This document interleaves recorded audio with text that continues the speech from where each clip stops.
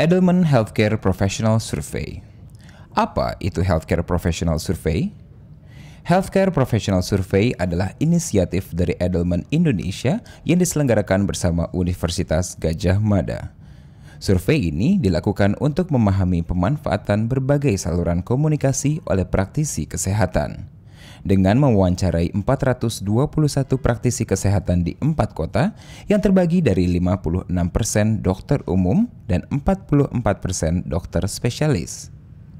Survei ini menemukan bahwa praktisi kesehatan Indonesia beralih ke konten digital untuk pencarian dan pendalaman informasi mengenai diagnosa, pengobatan, dan kesehatan umum. Tren ini tidak hanya terjadi di Jakarta, tapi juga di kota-kota luar Jakarta. Karena informasi medis sifatnya cepat sekali berubah, 64 responden memilih internet sebagai alat yang membantu profesi mereka.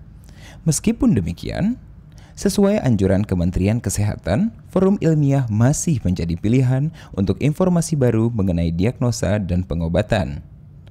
67% responden mempercayai internet sebagai sumber utama informasi kesehatan umum. Komunitas profesional seperti mailing list dan forum, Facebook dan YouTube merupakan 3 sarana yang paling banyak digunakan oleh praktisi kesehatan untuk berbagi informasi seputar dunia kesehatan, baik dengan masyarakat umum maupun dengan rekan seprofesi lainnya yang juga menjadi sarana networking.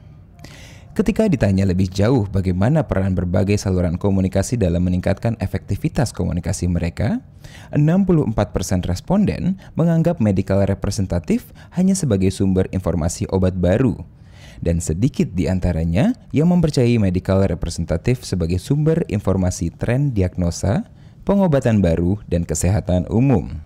38% praktisi kesehatan merekomendasikan pasien mencari informasi tambahan yang baru dan mendalam melalui internet. Hal ini didukung dengan meningkatnya kepercayaan publik terhadap search engine dan jejaring sosial sesuai hasil studi Edelman Trust Barometer. Temuan ini menegaskan bahwa internet bisa digunakan untuk meningkatkan efektivitas komunikasi antara dokter dan pasien. Mengingat pelaksanaan SJSN sudah dekat, survei ini juga menanyakan tingkat pemahaman mereka akan program tersebut. Survei ini mengungkap bahwa hanya kurang dari separuh dokter umum dan spesialis di 4 kota tersebut mengerti mengenai seluk-beluk teknis kebijakan SJSN dan pelaksanaannya. Di Jakarta khususnya, para dokter mengaku memiliki pemahaman sedikit lebih rendah. Padahal 57% dari responden pernah merawat peserta Askes dan 52%-nya meresepkan obat yang direkomendasikan daftar dan plafon harga obat atau DPHO. Perubahan terus-menerus pada program SJSN 2014 yang dipublikasikan di berbagai media mengakibatkan kerancuan di kalangan praktisi kesehatan. Kolaborasi antara pemerintah dengan pemangku kepentingan menjadi penting, termasuk untuk menanggapi masalah ketersediaan dan tipe obat-obatan yang dicakup dalam program ini. Aliran informasi positif yang berkelanjutan dibutuhkan untuk memperkuat optimisme dan meraih kepercayaan publik yang lebih besar. Keraguan masyarakat harus diatasi dengan mengulang pesan positif berulang kali. Edelman Trust Barometer menunjukkan bahwa mayoritas publik perlu mendengar informasi sebanyak 3 hingga 5 kali untuk mempercayai pesannya.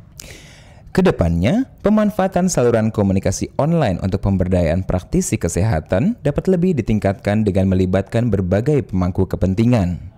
Klarifikasi dan sosialisasi terus-menerus mengenai mekanisme kebijakan SJSN sangatlah penting untuk mensukseskan skema jaminan kesehatan yang akan berlangsung di tahun 2014.